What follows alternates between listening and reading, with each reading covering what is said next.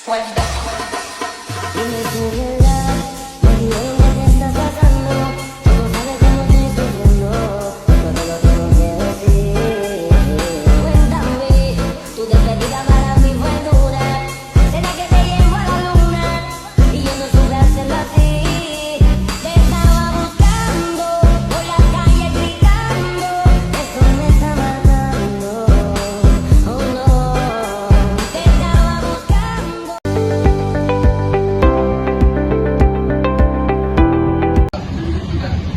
Assalamualaikum warahmatullahi wabarakatuh. Halo teman-teman semua.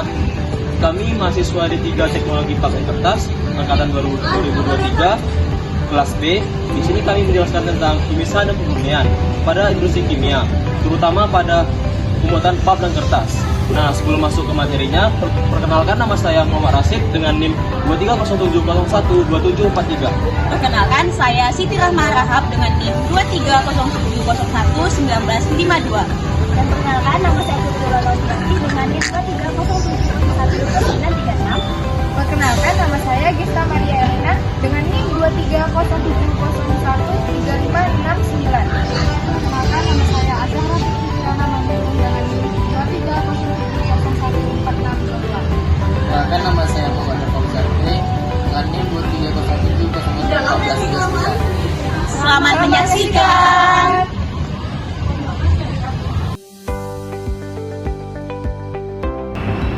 Pemisahan dan pemurnian adalah dua proses yang sangat krusial pada industri kimia, di mana pemisahan adalah suatu kegiatan untuk memisahkan antara satu atau lebih komponen dari komponen yang lainnya. Sedangkan pemurnian merupakan proses peningkatan kemurnian daripada suatu zat yang tercampur. Secara garis besar, kedua hal tersebut berfungsi untuk memisahkan komponen satu dan komponen yang lainnya yang tercampur dan untuk meningkatkan kemurnian dari suatu zat yang dipilih. Mengapa kita perlu melakukan pemisahan dan pemurnian pada industri kimia?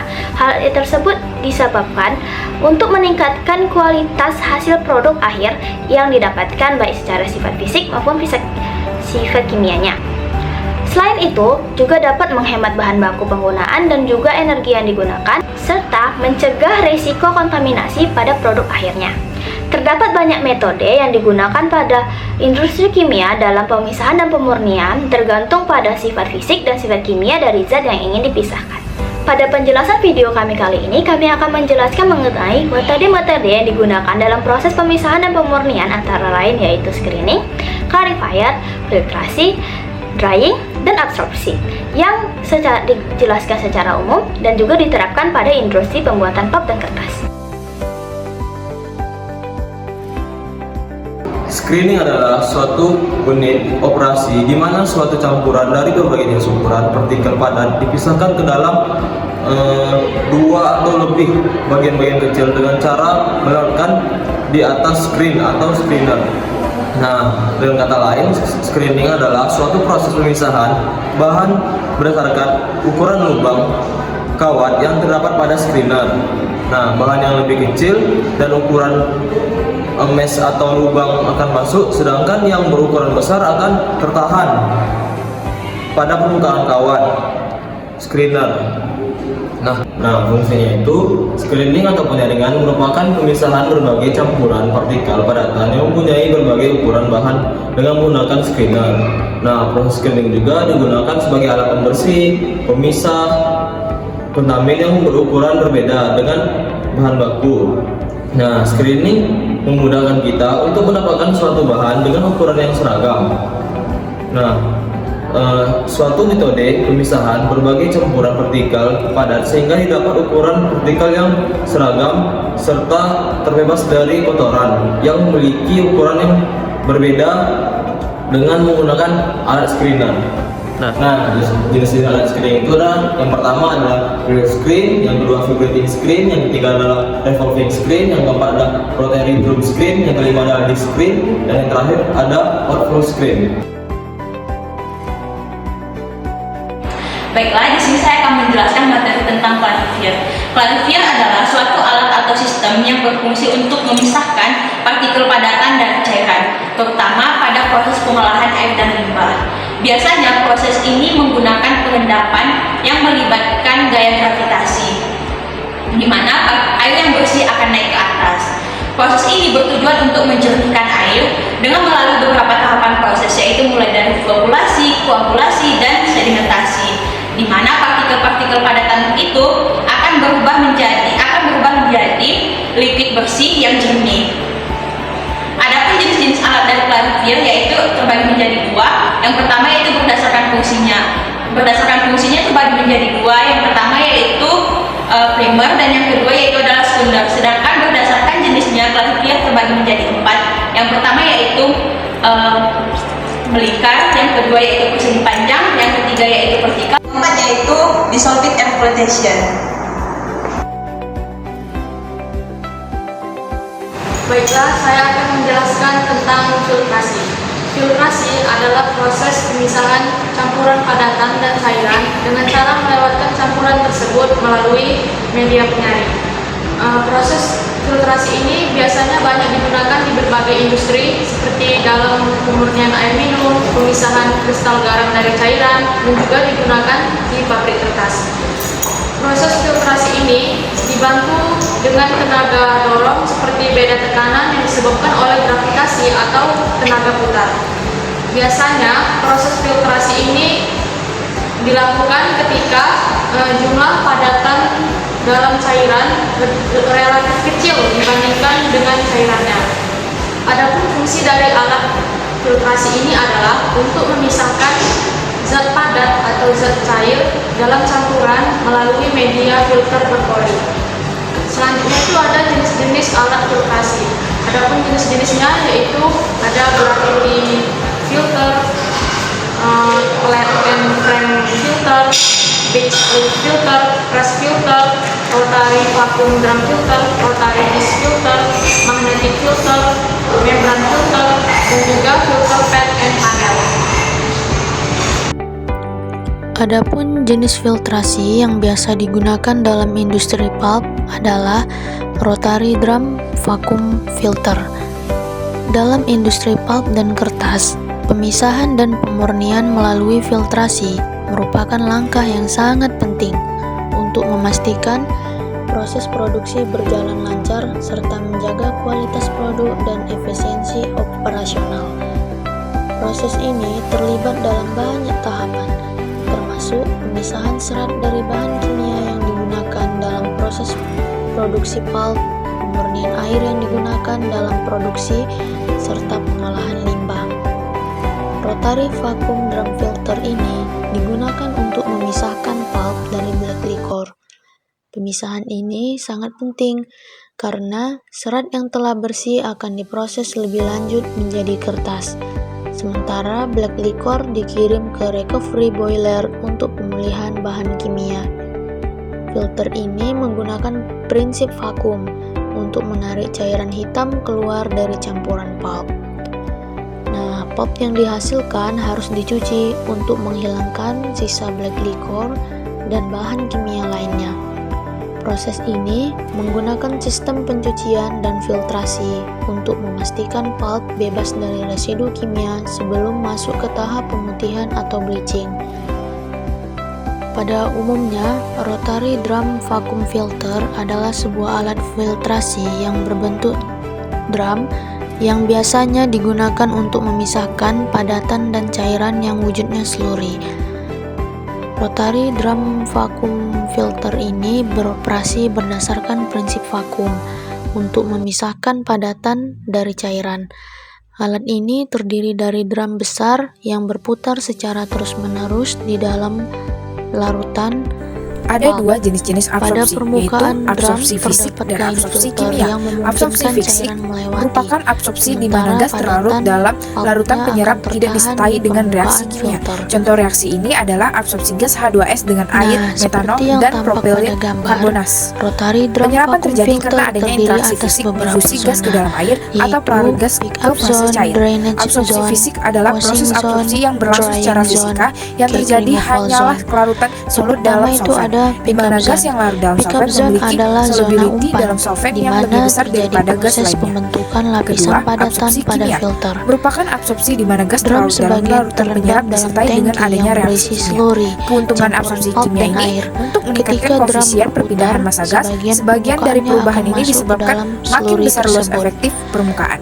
Contoh Vakum yang absorpsi ini adalah dihasilkan absorpsi di gas dalam drum karbon dioksida menarik dengan cairan larutan melalui kain MEA, filter, NaOH, sementara pulp menempel K2CO3 dan dan membentuk sebagainya. lapisan Aplikasi padat dari absorpsi cake kimia di dapat dijumpai permukaan pada drum. proses penyerapan Pulp gas ini karbon dioksida pada terakumulasi pabrik seiring amonia. perputaran drum. Ada beberapa jenis-jenis kolom Selanjutnya, absorpsi. pada drainage Yang pertama, zone spray yang column. mungkin Spray masih column membasahi memiliki cake prinsip yang akan sama sekali diserap berbeda lebih dengan lanjut bubble column. sehingga Dalam menghasilkan spray cake column, yang massa lebih gasnya kering mengalir dengan naik metode melalui vakum. sebuah ruang terbuka berukuran Cairan yang besar telah dan disaring fase cairnya akan dimasukkan melewati dengan kain filter menggunakan dan nozzle disedot atau keluar dengan melalui alat-alat sistem penyemprot lainnya. vakum.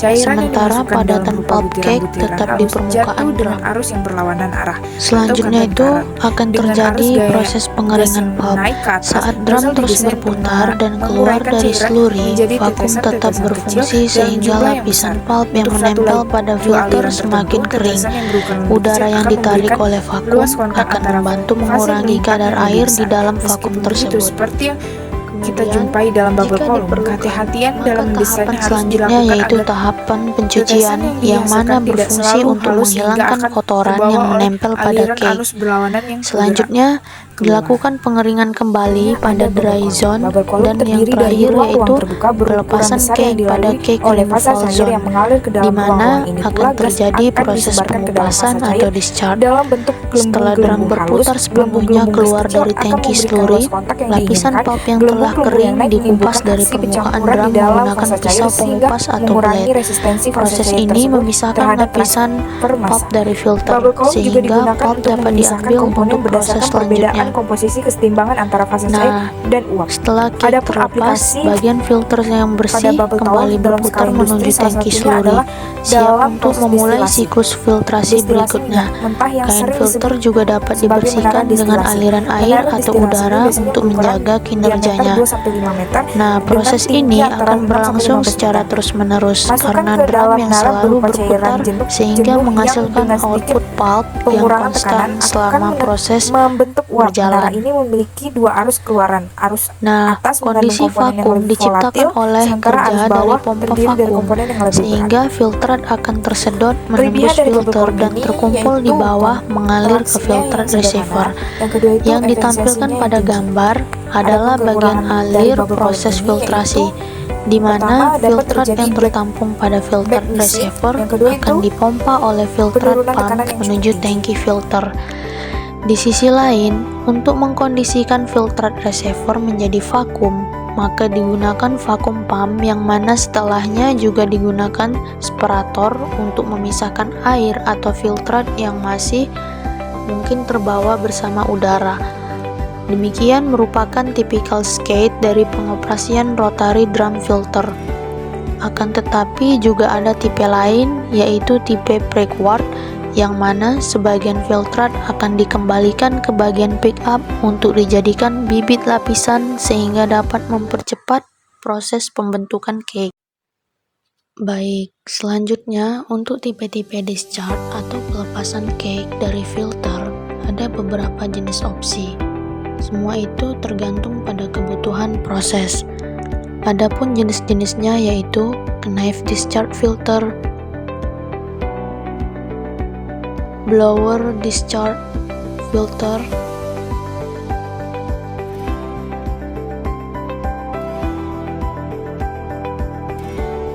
bell discharge filter, string discharge filter, dan breakward filter.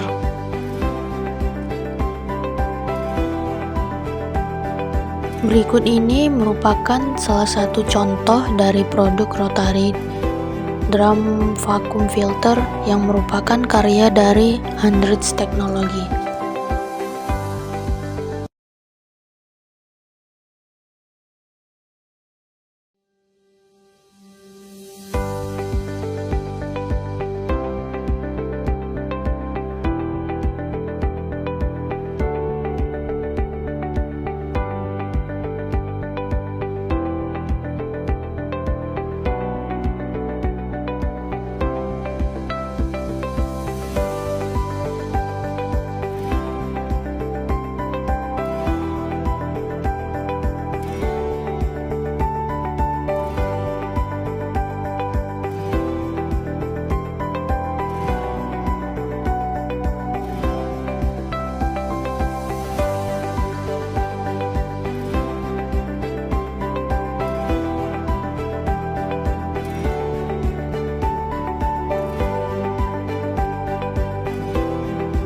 Drying adalah proses penghilangan atau mengeluarkan cairan, terutama air dari suatu bahan padat atau gas. Ini penting untuk berbagai industri seperti farmasi, makanan, dan kimia. Karena air atau cairan yang tersisa dapat mempengaruhi sifat fisik dan kimia bahan serta kualitas produk akhir yang dihasilkan. Pengiringan atau drying, zat padat berarti misal sejumlah kecil air atau zat cair lain dari bahan padat, sehingga mengurangi kandungan sisa zat cair di dalam zat padat itu sampai suatu nilai terendah yang dapat diterima. Pengeringan biasanya merupakan alat terakhir dari deretan operasi, dan hasil pengeringan biasanya siap untuk dikemas. Fungsi dari drying adalah memisahkan sejumlah kecil air atau zat cair lain dari bahan padat, sehingga mengurangi kandungan sisa zat cair dalam zat padat itu sampai suatu nilai terendah yang dapat diterima. Nah, ada pula jenis-jenis alat dan dryer. Pertama itu ada dry dryer, yang kedua ada spray dryer, yang ketiga ada freeze dryer, yang keempat ada rotary drum dryer, yang kelima ada screw conveyor dryer, dan yang keenam turbo dryer, yang ketujuh ada fluid dryer, dan yang terakhir itu ada flash dryer.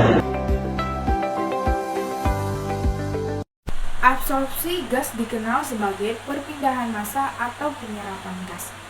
Absorpsi merupakan pemisahan dengan cara menyerap campuran gas dengan mengontakkan gas dengan suatu cairan di mana suatu komponen terserap sedangkan komponen lain tidak terserap. Fungsi dari absorpsi digunakan untuk mengolah senyawa seperti natrium hipoklorit dan sulfur dioksida. Ada dua jenis absorpsi, absorpsi fisik dan absorpsi kimia. Adapun jenis-jenis kolom absorpsi, pertama bubble column, kedua spray column, ketiga tight column, keempat packing column, kelima wetted wall column. Ada dua jenis-jenis absorpsi, yaitu absorpsi fisik dan absorpsi kimia. Absorpsi fisik merupakan absorpsi di mana gas terlarut dalam larutan penyerap tidak disertai dengan reaksi kimia. Contoh reaksi ini adalah absorpsi gas H2S dengan air, metanol, dan propilin karbonas. Penyerapan terjadi karena adanya interaksi fisik difusi gas ke dalam air atau pelarut gas ke fase cair. Absorpsi fisik adalah proses absorpsi yang berlangsung secara fisika yang terjadi hanyalah kelarutan solut dalam solvent, di mana gas yang larut dalam solvent memiliki solubility dalam solvent yang lebih besar daripada gas lainnya.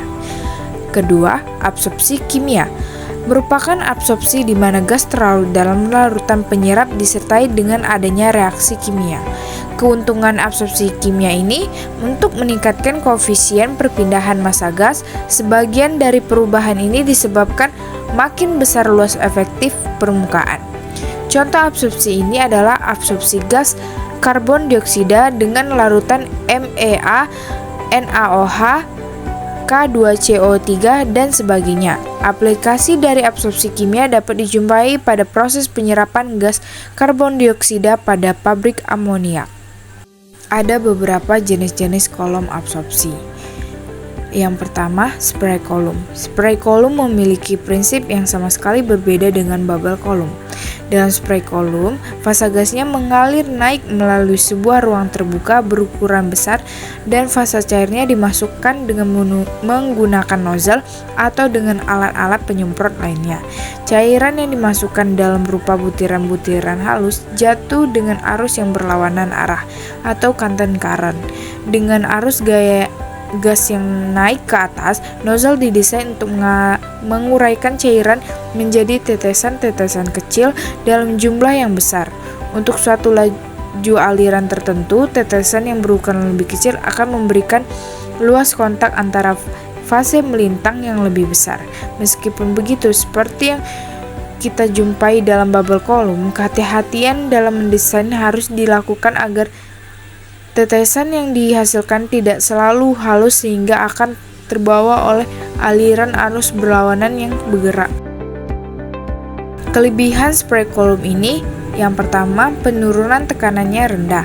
Kedua, laju alir dapat diatur dengan nozzle. Adapun kekurangan spray column ini adalah: satu, membutuhkan energi pompa yang besar. Kedua, perpindahan massanya yang sedikit.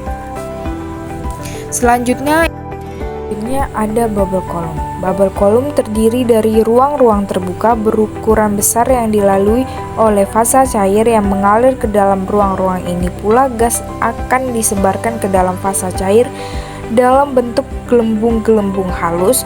Gelembung-gelembung gas kecil akan memberikan luas kontak yang diinginkan. Gelembung-gelembung yang naik menimbulkan aksi pencampuran di dalam fasa cair sehingga mengurangi resistensi fasa cair tersebut terhadap transfer massa.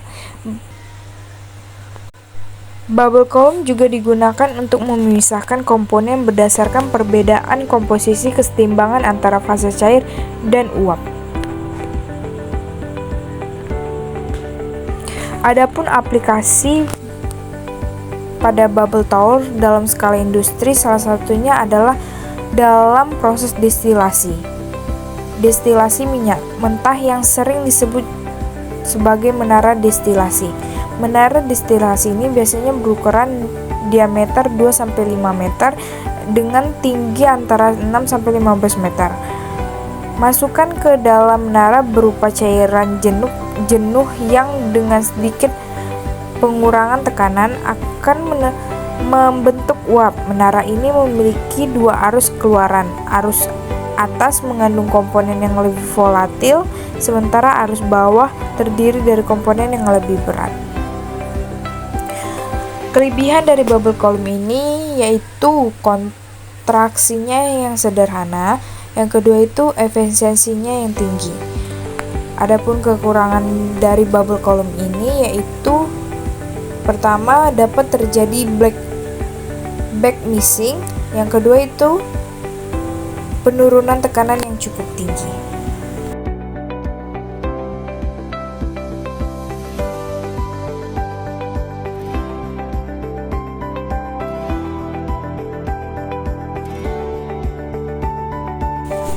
Adapun prinsip kerja dari absorption tower atau menara absorpsi, yaitu alat yang digunakan untuk menyerap gas tertentu ke dalam cairan melalui kontak intensif antara fase gas dan fase cair.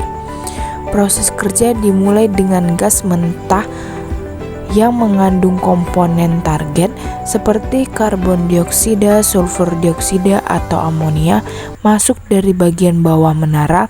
Di saat yang sama, cairan penyerapan atau absorben seperti air, larutan basah, atau pelarut kimia disemprotkan dari bagian atas menara.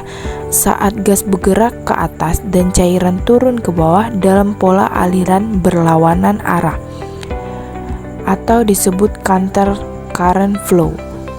Terjadi kontak antara keduanya. Absorben menangkap atau melarutkan komponen gas yang diinginkan, sedangkan gas bersih atau gas sisa yang tidak terlarut keluar dari bagian atas menara.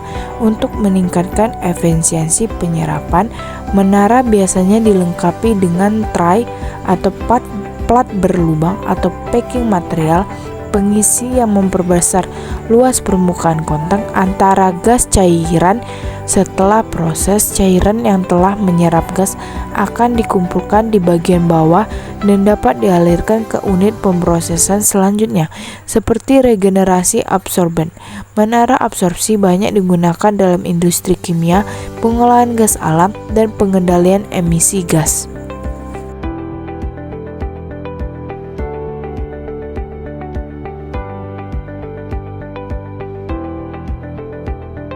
Industri pembuatan pulp dan kertas merupakan salah satu industri kimia yang menggunakan proses pemisahan dan pemurnian dalam proses pembuatan produk serta bahan baku. Dalam proses pembuatan pulp dan kertas tersebut, diawali dengan masuknya kayu dari hutan industri dengan jenis yang ditentukan sesuai dengan kebutuhan dalam bentuk log menuju ke woodyard. Di woodyard, log kayu yang datang akan masuk ke dalam debugger untuk melalui proses pengulitan. Log kayu yang bebas dari kulitnya lalu menuju ke mesin chipper untuk dipotong menjadi bentuk serpihan atau chips. Chips yang dihasilkan dari proses tersebut terbagi atas beberapa kategori, yaitu asep, oversize, overthick, thin, dan fine. Asep chip merupakan ukuran chip yang dibutuhkan untuk proses cooking, yaitu sekitar 7-13 mm whole. Untuk mendapatkan ukuran tersebut dibutuhkan proses screening. Screening dalam proses ini berfungsi berfungsi untuk memisahkan chips yang dihasilkan berdasarkan ukurannya sebelum masuk ke proses cooking. Pada umumnya, jenis screening yang digunakan pada proses industri pulp dan kertas ini adalah vibrating screen. Vibrating screen merupakan sebuah alat yang digunakan untuk memisahkan partikel-partikel berdasarkan ukurannya. Vibrating screen bekerja dengan prinsip getaran yang diberikan pada permukaan salinan sehingga partikel-partikel yang lebih kecil akan lolos melalui lubang-lubang salinan, sementara partikel yang lebih besar akan tertinggal di dalam atas salinan. Berdasarkan video yang tertampang pada layar, dapat kita lihat vibrating screen ini bekerja dengan vibran atau dengan getaran, di mana ketika partikel ataupun chips yang dibutuhkan masuk dari atas dan menggetarannya itu, dia akan membuat chipsnya atau batu dalam video tersebut jatuh berdasarkan ukurannya. Jika dia ukurannya kecil, dia akan jatuh paling bawah. Jika dia sedang atau biasanya dalam chips itu absorb, dia akan ada di tengah, dan jika dia oversize itu biasanya dia akan di atas. Nah, selanjutnya hasil daripada asap daripada proses screen ini akan menuju ke tahap selanjutnya.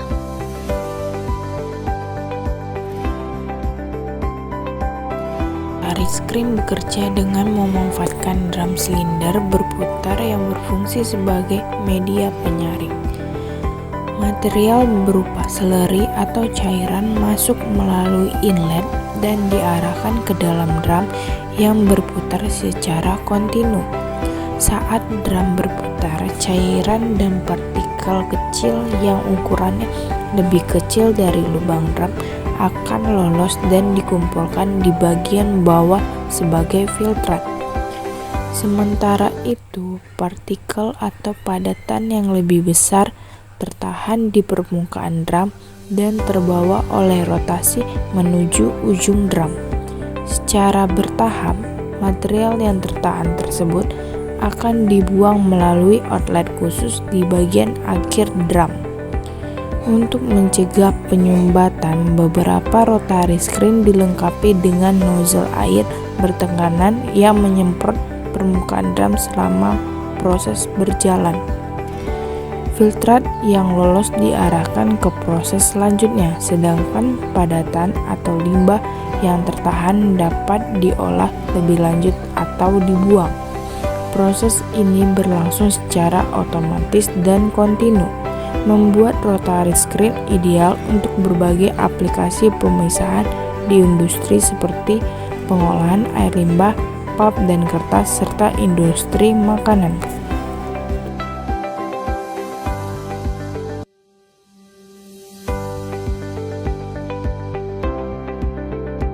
Proses oxygen delignification atau biasa disebut sebagai ODL.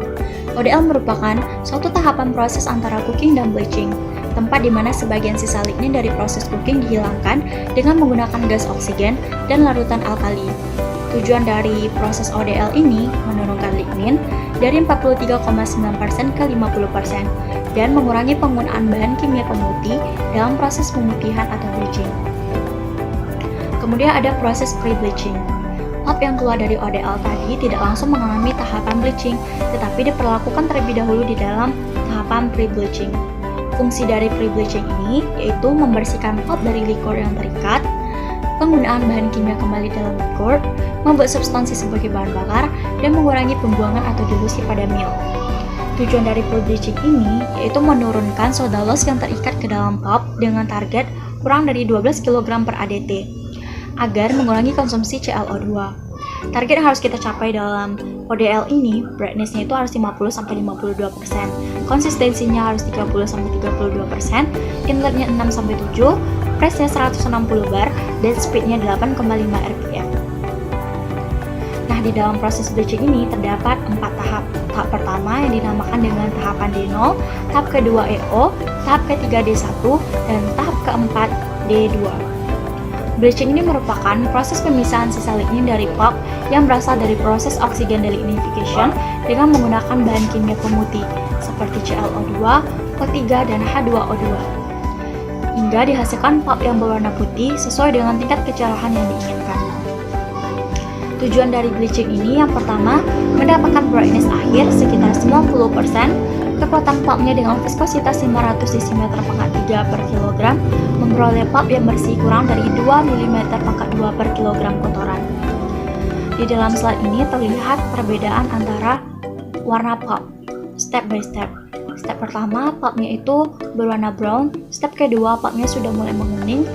Step ketiga, pulpnya sudah mulai memutih. Dan step keempat, pulpnya sudah bersih dan putih.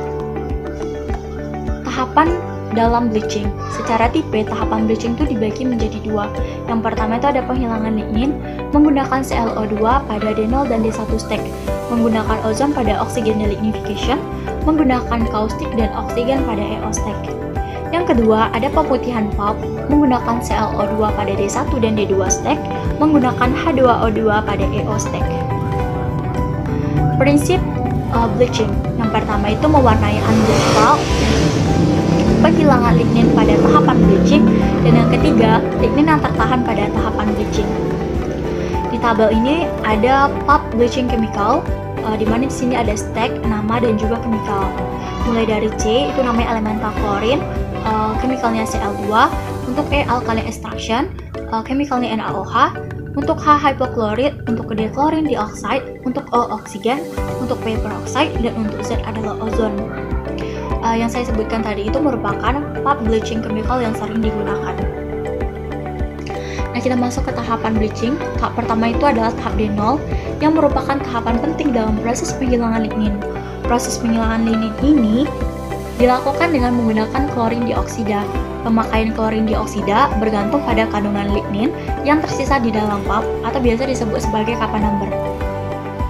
Semakin tinggi kadar ClO2 yang dipakai, maka brightness yang akan dihasilkan semakin tinggi, namun dapat meningkatkan biaya produksi dan akan dapat mendegradasi selulosa yang menyebabkan kerusakan pada serat. Angka yang menghitung kandungan ClO2 pada tahapan D0 dinamakan kappa faktor. Target kappa faktor itu kurang dari 1,8. Tujuannya mencapai standar kecerahan dalam D0 sekitar 70% dan mengurangi pemakaian ClO2. Cara mencapainya, sesuaikan kappa faktor saat brightness naik atau turun dan selama kappa pos masuk berfluktuasi.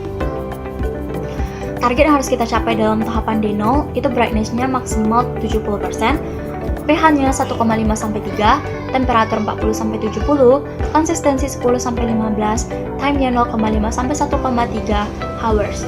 Tujuannya untuk memutuskan atau memecahkan lignin pada pulp.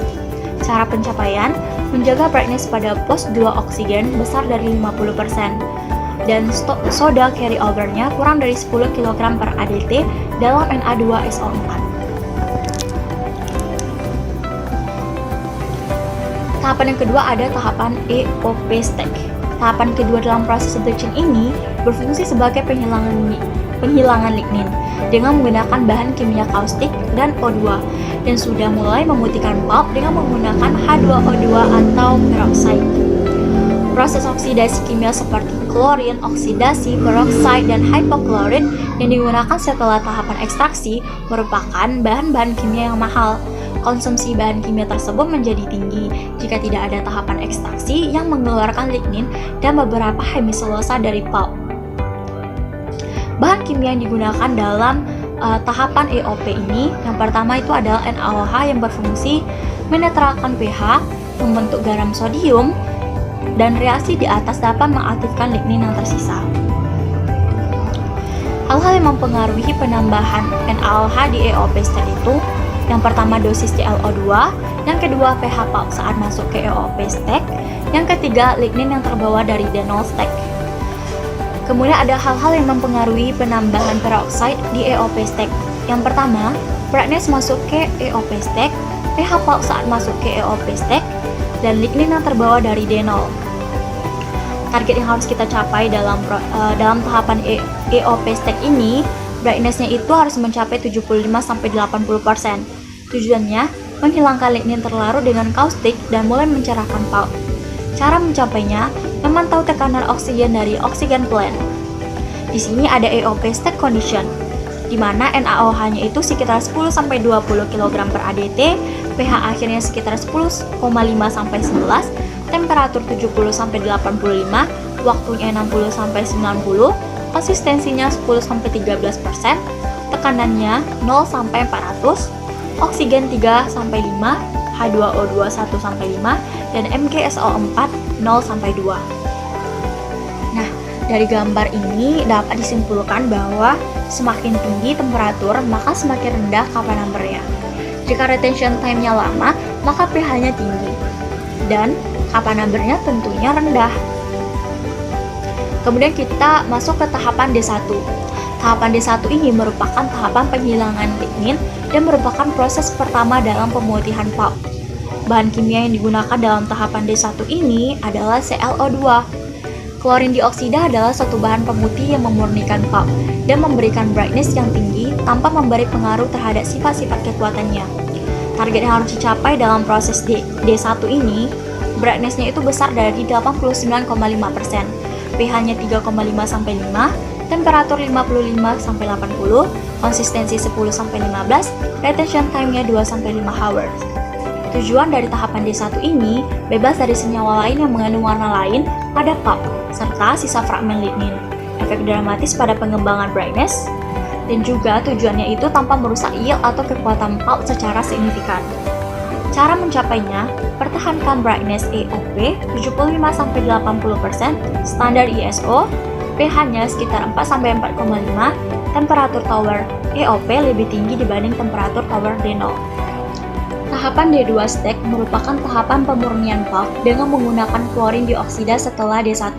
Target yang harus kita capai, brightness-nya itu besar dari 89,5 sampai 90%, pH-nya 3,5 sampai 5, temperaturnya 60 sampai 85, konsistensinya 10 sampai 15, retention time-nya 2 sampai 5 hours.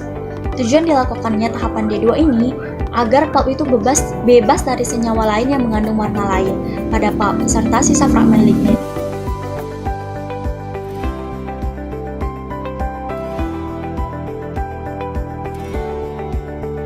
Nah, selanjutnya itu penggunaan alat screening pada proses pembuatan pulp dan kertas di stock preparation dan stock approach. Pulp hasil dari screening dan cleaning akan dialirkan ke stock approach untuk dicampurkan dengan pulp hasil lain seperti dari broth system dan recovery fiber, yang selanjutnya akan dialirkan ke stock approach untuk dilakukan penambahan chemical additive, cleaner, deaerator, screen, serta attenuator. Pada stock approach digunakan screen dengan jenis pressure screen yang digunakan untuk memisahkan partikel yang sangat halus seperti serat pendek dan fibril dari pulp. Pressure screen bekerja di mana pulp dipompa ke dalam pressure screen dengan tekanan tinggi. Pulp dipaksa melewati saringan halus, memungkinkan partikel yang lebih kecil dari lubang saringan untuk lolos, sementara partikel yang lebih besar akan tertahan.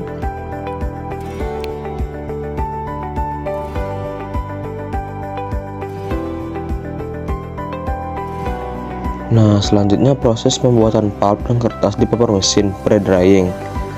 Pulp yang berasal dari attenuator dialirkan menuju headbox yang nantinya ditembakkan ke forming section. Di forming section dan menuju ke wire section untuk dikurangi kadar air yang secara dewatering. Selanjutnya pulp dikeringkan melalui pre-dryer. Pre-dryer merupakan bagian dari proses pengeringan kertas yang terletak setelah bagian press. Fungsi utama pre-dryer adalah untuk mengurangi kandungan air pada lembaran kertas sebelum memasuki bagian pengering utama. Pada pre-dryer ini digunakan adalah dryer cylinder. Dryer cylinder merupakan silinder ini terbuat dari besi dan di dalamnya terdapat uap panas yang bersirkulasi. Lembaran kertas akan melewati silinder-silinder ini secara bergantian, sehingga air pada permukaan kertas akan menguap akibat panas dari uap.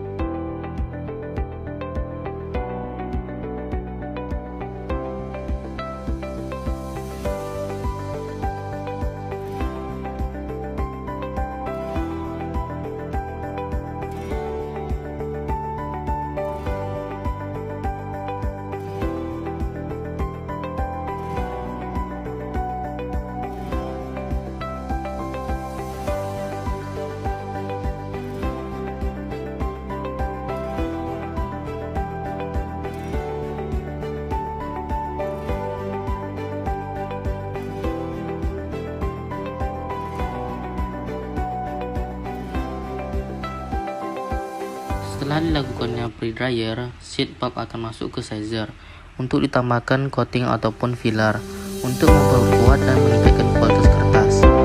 Proses sizer membuat sheet pulp menjadi basah kembali sehingga diperlukan main dryer atau pengering utama. Main dryer terdiri dari serangkaian silinder pengering yang dipanaskan oleh uap panas. Lembaran kertas akan melewati silinder ini secara bergantian sehingga air pada permukaan kertas akan menguap akibat panas dari uap. Jika dibandingkan dengan pre-dryer, main dryer memiliki suhu yang lebih tinggi dan jumlah silinder yang lebih banyak agar pengeringan sempurna. Main dryer bekerja di mana lembaran kertas yang telah melalui proses dewatering dan sizing masuk ke melalui dryer. Kertas kemudian melewati serangkaian silinder pengering yang dipanaskan oleh uap. Panas dari uap menyebabkan air di permukaan kertas menguap. Setelah melewati semua silinder, kertas keluar dengan kandungan air yang sangat rendah. Kertas tersebut dikeringkan melalui serangkaian silinder pengering yang sangat panas selama proses pengeringan. Silinder-silinder ini mencapai suhu permukaan hingga 140 derajat Celcius. Untuk kertas coklat bahkan 180 derajat Celcius dan dipanaskan dengan uap. Sambungan uap yang dipasang pada silinder memiliki tugas untuk menalurkan uap ke dalam silinder dan membuang kondensat keluar dari silinder. Biasanya, pemasukan uap dan pembuangan kondensat terjadi di sisi penggerak. Keunggulan utama sambungan uap seri 2000K kami adalah cincin penyegel karbon yang dirasapi anti lengan antara silinder pengering yang berputar sangat cepat dan sambungan uap stasioner. Satu tempat dapat lihat dan diukur. Beban pegas memastikan kinerja bebas masalah bahkan selama operasi tekanan negatif. Dengan perangkat penggantian stasioner, cincin penyegel karbon dapat diganti dengan sangat cepat di tempat. Waktu penghentian untuk ini dijaga sangat singkat. Sifon stasioner cocok untuk siap di aplikasi, baik untuk kecepatan rendah dan operasi bak penampung, maupun untuk kecepatan maksimum dengan tepi kondensat yang dikembangkan. Sifon tabung dapat dirancang agar dapat disetel secara horizontal dengan unit penjepit sederhana. Ini dapat sangat menguntungkan jika informasi tentang posisi bobot penyimbang silinder tidak pasti. Namun, tabung juga dapat disetel ketinggiannya, di mana perbedaan diameter silinder yang disebutkan oleh pabrik dikompensasi untuk mengatur ketebalan kondensat yang optimal. Jika sepatu menyentuh cangkang lagi, telepon yang menjadi bahan pembuatan sepatu sifon melindungi cangkang silinder dari kerusakan. Tabung pendukung diarahkan secara cantilever melalui jurnal pengering ke batang pengikat yang karena panjang tidak sensitif terhadap perubahan suhu, menahan tabung pendukung dengan aman di posisinya. Uap yang masuk mengelilingi tabung pendukung di seluruh panjangnya, di dalam dan luar sehingga tidak mengalami tekanan suhu apapun. Sifon siu selalu berada di kondensat sehingga silinder tidak mungkin tergenang. Ruang pusaran di sepatu sifon memastikan pembuangan kondensat yang andal pada tekanan diferensial terendah dan laju uap yang bertiup. Stif selalu dipasok seperti yang telah disebutkan di awal di situs penggerak.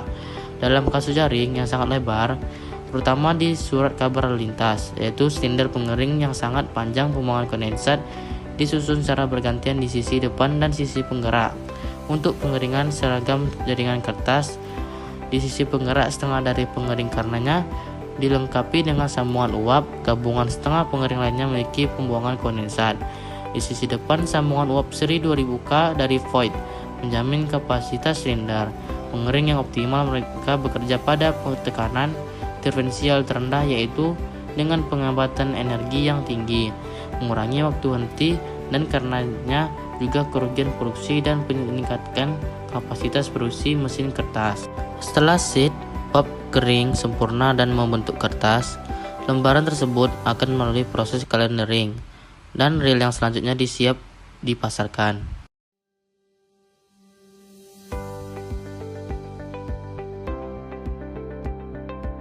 Clarifier dalam industri pulp dan kertas umumnya digunakan pada proses pengelolaan limbah cair serta pengelolaan air sungai yang akan digunakan untuk keperluan proses pembuatan produk.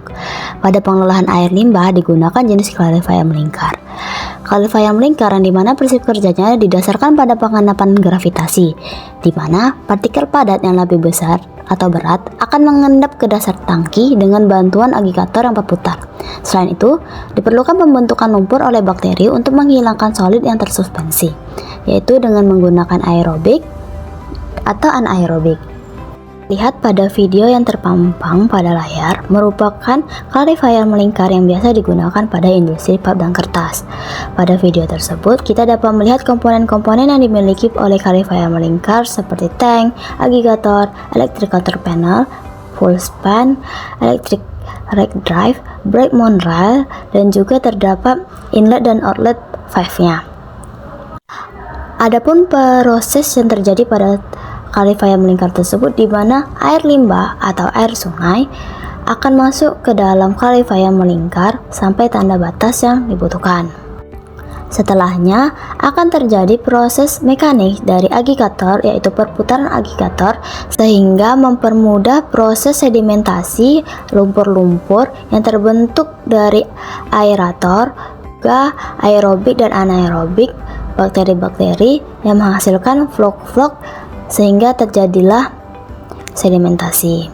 Lumpur yang telah tersedimentasi di bawah clarifier dia akan keluar melalui pipa outlet, dan air yang bersih di atasnya dia akan meluap ke atas melalui pipa aliran selanjutnya. Pada pengolahan air sungai tidak jauh berbeda dari pengolahan air limbah. Dengan menggunakan jenis clarifier yang sama, dilakukan proses penyaringan kasar untuk menghilangkan partikel-partikel kasar seperti ranting, daun, dan sampah lainnya menggunakan saringan kasar. Selanjutnya, air yang dialirkan ke clarifier untuk mengendapkan partikel yang lebih halus. Setelah itu, bahan kimia koagulan dan flogulan ditambahkan untuk mengaglomerasikan partikel-partikel kecil menjadi flok yang lebih besar sehingga lebih mudah diendapkan. Setelah proses pengendapan air dialirkan melalui filter untuk menghilangkan partikel yang sangat halus. Tahap terakhir pada disinfektasi, di mana bahan kimia seperti klorin atau UV digunakan untuk membunuh organisme sehingga air siap digunakan untuk keperluan industri.